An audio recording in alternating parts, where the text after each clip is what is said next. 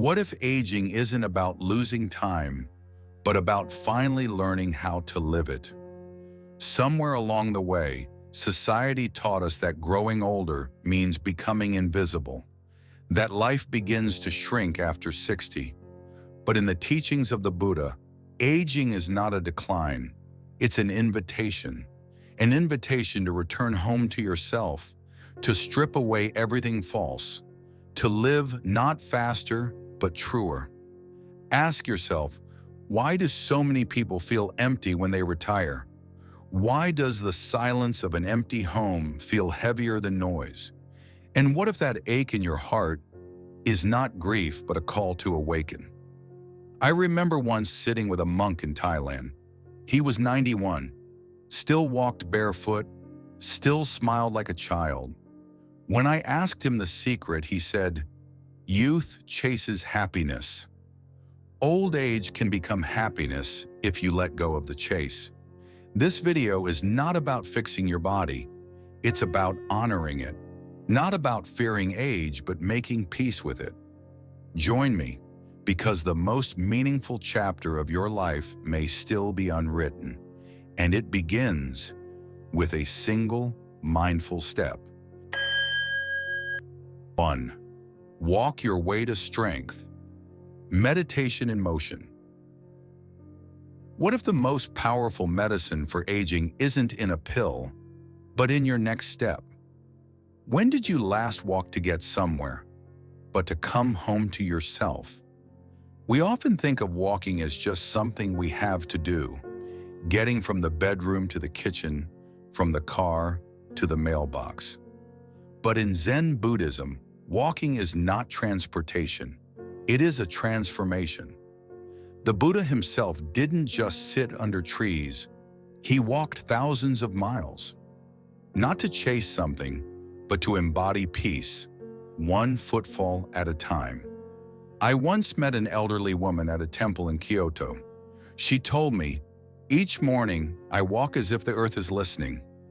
She wasn't fast, and she didn't wear running shoes, but her presence was radiant. Her walk had become her prayer. Science confirms what the Buddha lived. Walking increases blood flow to the brain, helps regulate mood, and even reduces the risk of cognitive decline. Just 15 minutes a day can lower your risk of heart disease and depression. Isn't it beautiful when ancient wisdom and modern research finally agree? But here's the twist most people miss. It's not just walking that helps. It's how you walk. Your intention is the frequency you emit. In the law of attraction, motion is energy. As you move, you shift your vibration. You're no longer stuck. You're no longer waiting. You're becoming. Movement is medicine, but mindfulness is the dose. When anxiety shows up, or that familiar whisper of loneliness creeps in, movement anchors us, not with force, but with rhythm. You begin to notice the sound of your footsteps, the sway of the leaves, and the breath brushing against your chest. Suddenly, you're not lost in your mind anymore. You're here, present, whole. I've experienced it myself. After I turned 60, I went through a quiet spiral. I was healthy on paper, but emotionally numb. Until one morning, I simply walked. No headphones, no purpose, just movement. That 10-minute stroll became my sanctuary, and now it's the most sacred part of my day. Not because of where it takes me, but because of what it returns to me. Clarity, calm, and connection. Sure, my knees squeak more than they used to, and sometimes I walk like a cautious duck on ice. But hey, ducks are graceful in water, and I've learned to be graceful in my rhythm too. Every step you take now is one your younger self once dreamed of. Do you realize that? The ability to walk freely, to move without permission, to feel the wind across your cheeks, these aren't chores, they're privileges. Don't let the world trick you into thinking you're past your prime. You are standing in sacred time. So today, instead of waiting for motivation, just open the door. Take one mindful step outside. Let your feet remember the ground. Let your heart remember how to trust the rhythm. You don't need to walk far. You just need to begin. The body is like a garden in late summer. It doesn't bloom the way it used to, but oh, how deeply it breathes. Every walk is a chance to water that garden with presence. Will you give yourself that gift today? But of course, movement without nourishment is like a candle without wax. Let's now explore how feeding your body with love can be just as spiritual as walking, and perhaps even more healing. 2. Eat like you love yourself. Food as a spiritual offering.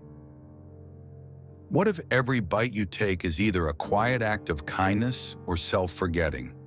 Some people say, you are what you eat, but I'd offer you this instead. You eat how you see yourself. I remember a moment years ago during a winter retreat in the mountains. A monk, nearly 80, prepared his lunch in silence. Just a small bowl of steamed greens, warm rice, and miso soup. He placed it gently on the table, bowed and whispered, "This is enough." There was no rush, no guilt, no craving, just quiet reverence for the food, for his body, for life itself. It moved me deeply because for much of my life, I had eaten not out of love, but out of habit, out of fatigue, sometimes even punishment. I used food to fill emptiness, to silence emotions, or simply because I had forgotten I deserved more. You too may have had seasons like that. A quick snack was grabbed in frustration. A late-night meal eaten with loneliness, not hunger. But something shifts when we begin to ask ourselves, does this nourish me or numb me? When we treat food as a gift, as something sacred rather than automatic, the entire ritual changes. The plate becomes a prayer. The act of cooking becomes a blessing. Even the first bite becomes a soft reminder. I am worth caring for. And it doesn't need to be complicated. A warm bowl of soup made from real vegetables can speak more love to your body than a dozen vitamins in plastic bottles. The moment you hold an orange and notice its color, its scent, and its origin, you're already practicing mindfulness. You're already choosing presence over autopilot. In Buddhist practice, meals are not rushed through. They are received, offered, shared with gratitude. Even chewing becomes a meditation, because the way we eat shapes the way we feel, and not just in our stomachs. When we eat slowly, intentionally, we create space not just for digestion, but for grace, for listening inward, for healing. I once met an elderly woman who told me her turning point came when she started setting the table for herself, even when she was alone. I used to eat straight from the pan at the sink, she laughed, but then I realized I wouldn't serve my granddaughter like that. Why should I serve myself that way? Now every meal she lays out a napkin, she lights a small candle, she says thank you to her own hands. That is what love on a plate looks like. And here's something strange and beautiful. When you begin feeding yourself with gentleness, your entire body listens. The aches soften, the cravings change, the sleep deepens, not overnight, but like a tree growing back toward the light. A subtle alignment begins, and you may notice your mood lifts, your patience grows, your energy returns not in jolts, but in waves that feel natural, right? Earned. You see, it's not just the food, it's the message behind the food. Every bite says, I still matter, I still choose life. So today, just one small change, not a diet, not a restriction, a gesture. Replace one thing that feels heavy with something that feels whole. Make one meal a little slower, light a candle, use your favorite bowl, say thank you. It doesn't have to be perfect. It just has to be loving. What's one small way you can turn your next meal into a moment of self-love? The body finds strength and nourishment, but the soul finds healing and joy. So let's talk about the one medicine we often forget: laughter. 3. Laugh often, the healing power of joy. If the Buddha had a secret weapon, it might have been laughter. There's a certain kind of laughter that doesn't just come from a joke, but from the soul finally remembering how light it is. I'll never forget a Friday evening with my old friend Betty. We were both in our 70s, the kind of age where joints creak before coffee. She brought over an ancient DVD of a slapstick comedy, completely ridiculous, full of people falling over bananas and shouting at pigeons. Within minutes, we were laughing so hard we couldn't breathe. Tears streamed down our cheeks. My belly hurt, my heart didn't. That night, nothing got fixed. The world outside didn't change, but something inside did. For the first time in weeks, I slept like a child. People often think laughter fades with age. But what if that's the exact reason we need it more? What if joy is not the reward for a perfect life, but the doorway to healing one? In Buddhist teachings, joy is not seen as frivolous or immature. It's maturity in bloom. True joy means we've loosened our grip. We've seen sorrow, and still, we choose light. One Zen master once said, "A serious face is not proof of wisdom. Sometimes the wisest laugh the loudest." And there's something quietly rebellious about joy in later life. When society expects you to shrink, to fade, to apologize for your wrinkles or your silence, laughter is a declaration. I'm still here, and I'm still dancing with life. Even your body agrees. When you laugh, something softens inside. Your heart rate shifts, your breath deepens. That tight knot in your chest, it begins to loosen. The noise in your mind gets quieter, not because you forced it, but because joy sneaked in through the back door. And there's a strange magic in this too. When you laugh, you glow. Literally, you change the atmosphere around you. Joy is contagious. It draws people closer, it opens up conversations, and it makes your days, however quiet or small, feel fuller, brighter, alive. I once knew a monk who said his best meditation was when he laughed while sweeping leaves. "The broom danced with me," he said with a smile, "and I let it lead." That image never left me. Even raking dry leaves can be a waltz if you let your heart join. Now let's be honest. Some days joy feels far away. The aches are real. The silence in the house can feel heavy. But you don't need a party to laugh. Sometimes all it takes is watching squirrels argue, or remembering that time you wore mismatched socks to a wedding. Joy doesn't have to be loud.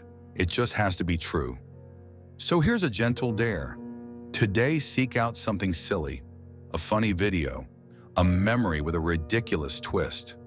Call that friend who always makes you snort tea out of your nose. Let yourself laugh without apology. You are not too old to giggle until your sides hurt. It might be the best medicine you take this week. What's one memory that still makes you laugh? Go back there, revisit it, relive it, then pass it on.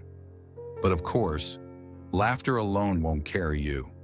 When joy quiets down and the hours feel scattered again, there's one quiet habit that helps you come back to center: rhythm. Let's talk about the gentle structure that holds your peace together. 4. Build a gentle routine, the sanctuary of simplicity. What if peace isn't something you find, but something you schedule? There's a quiet truth I wish someone had told me earlier. Chaos doesn't always come from noise. Sometimes it comes from not knowing what to do next. I remember when I first retired. At first, it felt like freedom. No more deadlines, no more alarms, no more packed calendars. But within weeks, I found myself strangely restless. Mornings blurred into afternoons. Meals had no set time, and somehow, even with all that free time, I felt lost. Then one morning, as I sat on my porch with tea in hand, I watched a squirrel wait patiently at the same spot in my garden. 9 a.m., like clockwork. I had fed it a few times before without much thought, but that day something shifted. I stood up, walked to the counter, and brought out a few sunflower seeds. The squirrel blinked, almost as if to say, "You're late."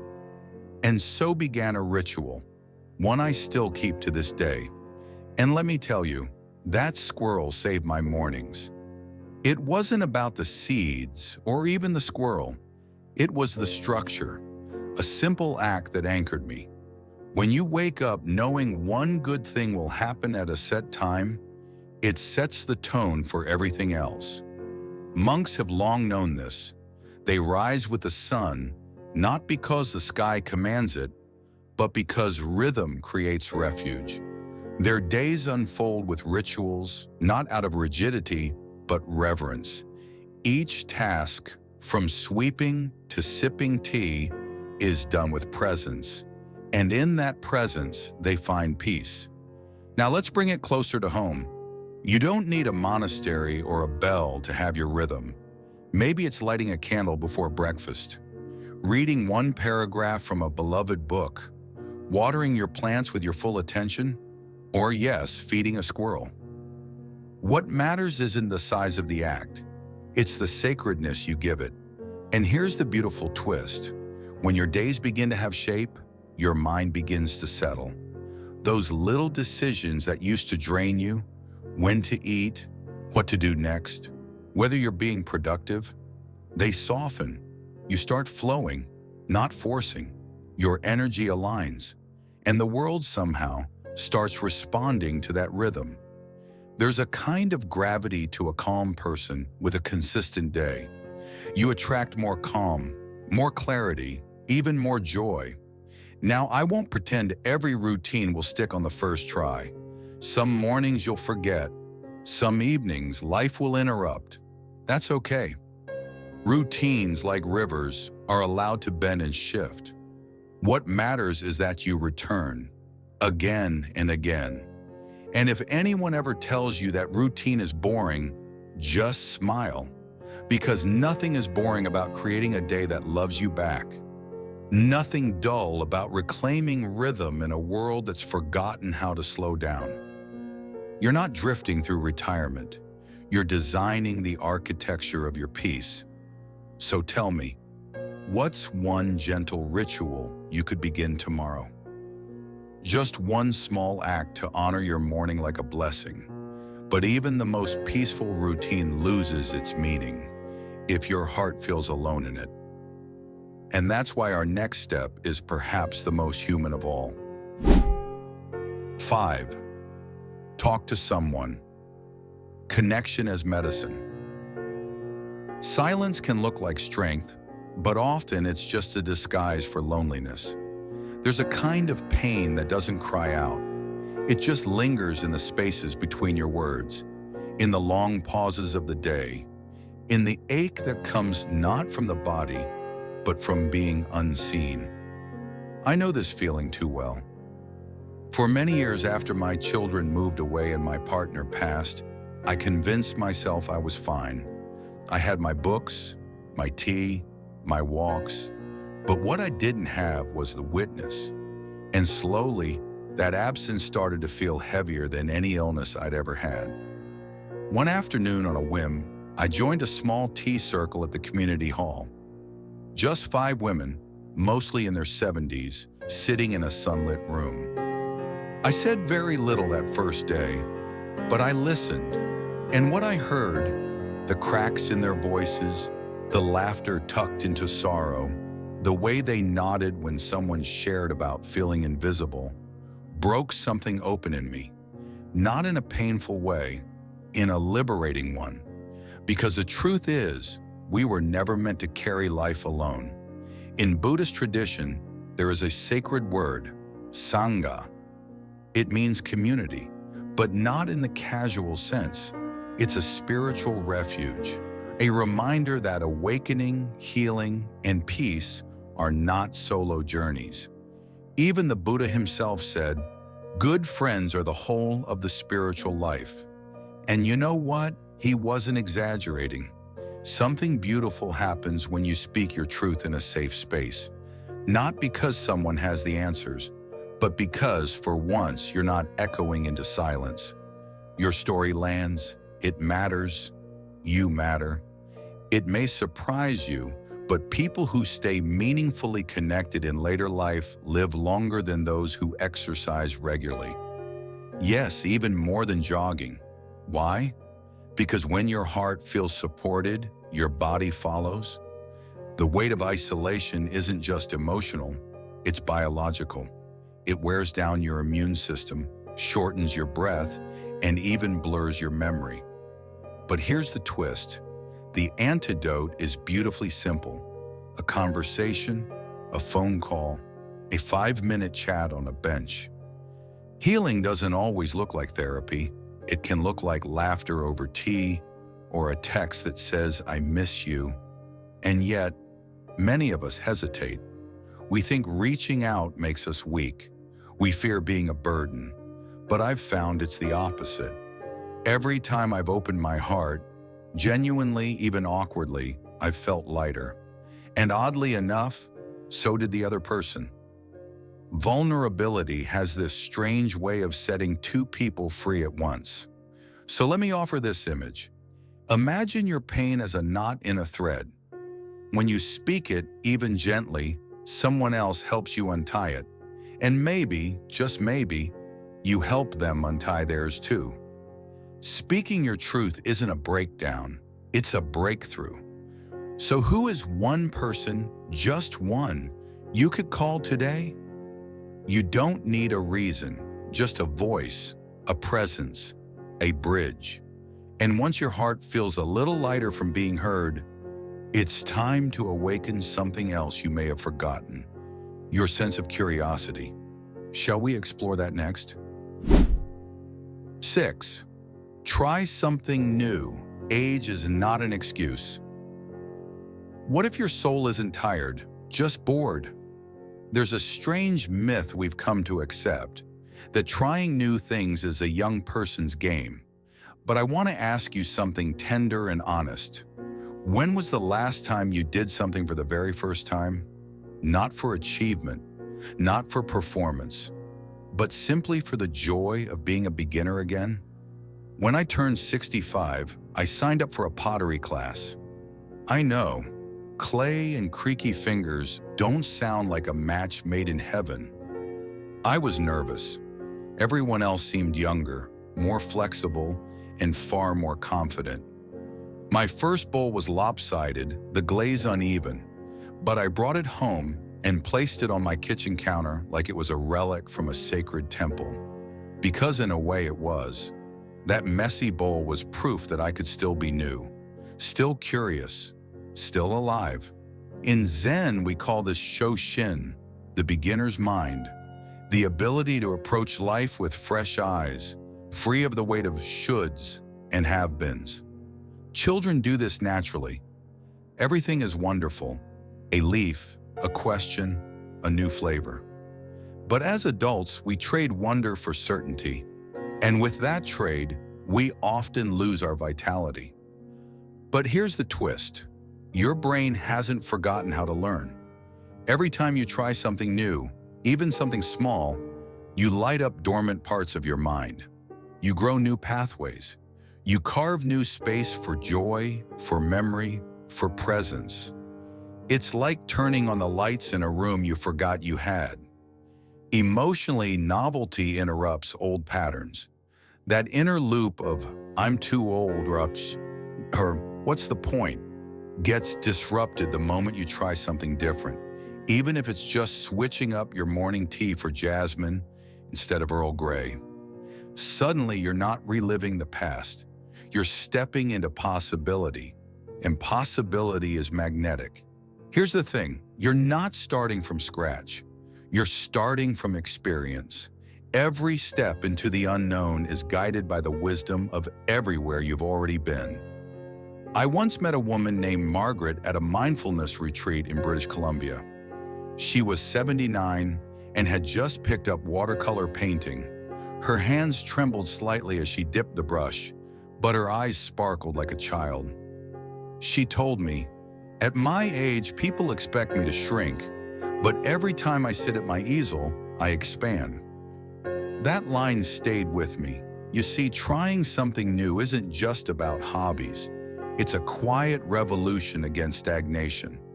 It's how we remind ourselves, our hearts, our very breath, that we're still writing the story of our lives. The page is blank, but the ink is alive. A bit of humor here? Sure.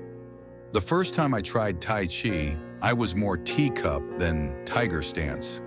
But I laughed. And in that laughter, I felt something shift. Not embarrassment, but release.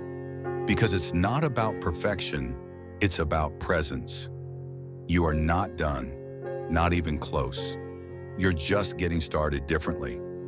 So what's one new thing, small or strange, you've always wanted to try, but talk yourself out of? Give it a go. The spark you're looking for might be hiding in that very first step. And once you've awakened your curiosity, it's time to nourish your rest. Because even explorers need to come home to stillness. Shall we settle into the next part of the journey? 7. Sleep like a champ. Rest is a sacred ritual. They say you can't buy peace, but what if it's already waiting for you, in your pillow? Sleep is not just the body's downtime, it's the soul's recharge station. It's where healing deepens without effort, where the noise of the world fades and your inner temple, quietly, gently, comes back into harmony. But here's the tender truth no one told us when we were younger. Sleep changes with age. It becomes lighter, more fragile, and far easier to disrupt. Many of us lie awake at 3 a.m., not from insomnia, but from the silent weight of the day still resting on our chest. And that's where mindfulness enters, not just as a practice, but as a rescue. In the Buddhist tradition, even rest is intentional. Monks don't collapse into sleep. They enter it, like one would enter a sacred hall, with reverence. I remember one elder monk who told me with a soft smile, "Sleep is not a break from life. It's part of your practice." That shifted everything for me. Instead of drifting into sleep from exhaustion or scrolling through the latest news until my eyes burned, I started treating my evenings like a temple. No screens, no guilt, just soft lamplight, a cup of chamomile, and a simple thank you whispered to my body. Thank you, feet, for walking me through this day. Thank you, breath, for being faithful when I forgot to be present. That one small shift, it turned sleep into a kind of surrender, a homecoming. I'll be honest with you, it wasn't instant magic. There were nights I still tossed and turned, but over time, my body began to trust the rhythm. And more importantly, I began to honor it. Because here's what we forget. Your body is still working for you, even now. While you sleep, it's cleaning up inflammation, rebooting your memory, restoring your immune system, and balancing your hormones. It's the overnight housekeeping of life. But like any housekeeper, it works better when you don't keep the lights on at 2 a.m. with a bowl of chips and reruns of game shows. Yes, I've been there too. Now let's talk about the mind. If your brain feels like it's replaying a loop of to-do lists, regrets, or what-if worries right as your head hits the pillow, you're not alone. But there's a gentle way out. Creating a bedtime ritual, even just 15 minutes, signals to your nervous system. We're safe now. We can let go. It's not about rules, it's about rhythm. You could write in a journal, pray, stretch slowly, or simply sit in silence. The act itself doesn't matter. The presence does. And there's something more too, something that isn't talked about enough. The energy you carry into sleep becomes the energy you carry into tomorrow. If you fall asleep with gratitude, you rise with peace. If you enter rest with resentment, you often wake with restlessness. Energy is not paused during sleep. It's magnified. What you whisper to yourself as you drift off is, in a very real way, your wish for the life that's coming. So here's the reframe I want to offer you. Sleep is not what happens when you're tired. Sleep is what happens when you've decided to be kind to yourself. You're not being selfish by winding down early.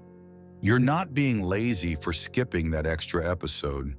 You're not weak for needing more rest now than you used to. You're wise enough to listen. That's a strength. And let's be light about it too. If your bedtime ritual involves fuzzy socks, lavender spray, and hugging your cat while whispering affirmations, then congratulations.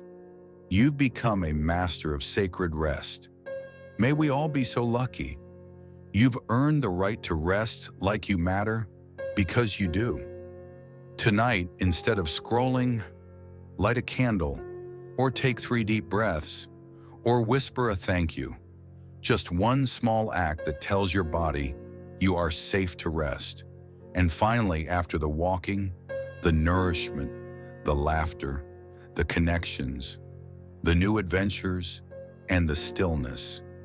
There's one more healing practice we often forget: celebrating the soul that carried you through it all. Shall we close this journey with joy? 8. Celebrate yourself. You're still here, and that means everything. When was the last time you thanked yourself? Just for staying? Let's be honest, we're trained to wait for milestones, for approval, for someone else to tell us, you did well. But what if I told you the simple act of continuing, of waking up, of trying again, is already enough reason to celebrate? This isn't about birthday candles or champagne. It's about reverence. Reverence for the fact that you are still here despite everything that has tried to pull you under. The pain, the losses, the moments when you weren't sure you could keep going. I remember one quiet evening years ago, after a week that felt like a lifetime.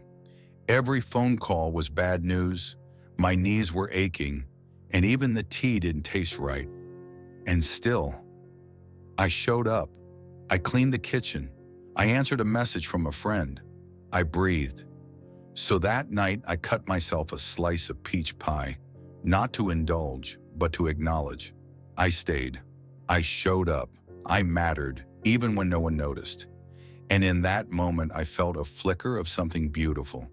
Mudita, sympathetic joy. Not for others this time, but for myself.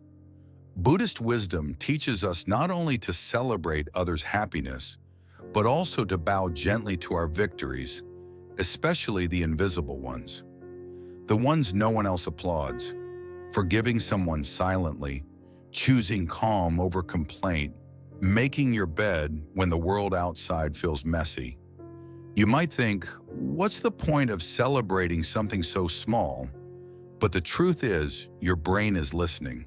And every time you recognize yourself, you're quietly building a stronger sense of identity, one that doesn't rely on applause but on presence. And here's the twist.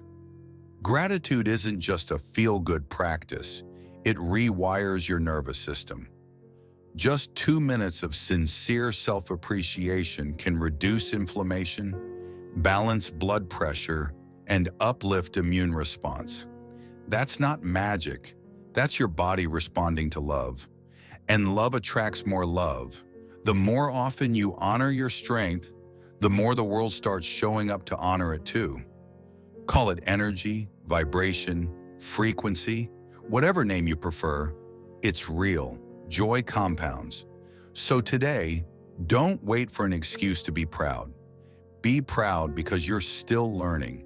Be proud because you tried something new this week, or simply because you made it to this video and chose not to numb yourself with noise. We don't need a parade. Sometimes a soft smile in the mirror is enough, or a whispered, "Hey, good job today. You made it through every hard day you thought would break you." If that's not worth celebrating, what is? And please don't confuse humility with invisibility. Recognizing your strength isn't arrogance, it's medicine. So, what can you celebrate today? That you got out of bed even when you didn't feel like it? What made you make a phone call? Scared you? That you paused to breathe before reacting? Choose something. Light a candle. Pour your favorite drink. Put on your favorite song and sway. Not because life is perfect, but because you are still present enough to honor it. What small victory, today, this week, this year, deserves a quiet celebration? Name it, then feel it. Now, before we close, let's come full circle. Let's take every breath, every practice, every step you've taken, and let it land in your heart with peace. Let's take a breath together. You've just walked through 8 powerful truths, each one a reminder that aging is not about slipping into silence, but stepping into essence. You've learned that strength comes from movement, that food can be devotion, that laughter is medicine, and that routine is not a trap, but a rhythm. You've seen that connection heals, that curiosity reawakens the soul, that rest is a ritual, and that even a slice of pie can be a sacred act of honoring yourself. None of these tips is about becoming someone else. They are about returning, gently, deliberately, to who you already are beneath the noise. Resilient, wise, tender, alive. The Buddha once said, "With each breath, we begin again." So if you're wondering, is it too late for me? Let me tell you now, you are not too old. You are not behind. You are not done. You are still becoming. So as you close this video, ask yourself, what is one small thing I can choose today that says, I still matter? Leave a comment. Which tip spoke to your soul most deeply? Subscribe if you want to keep walking this path of mindful, meaningful aging with us.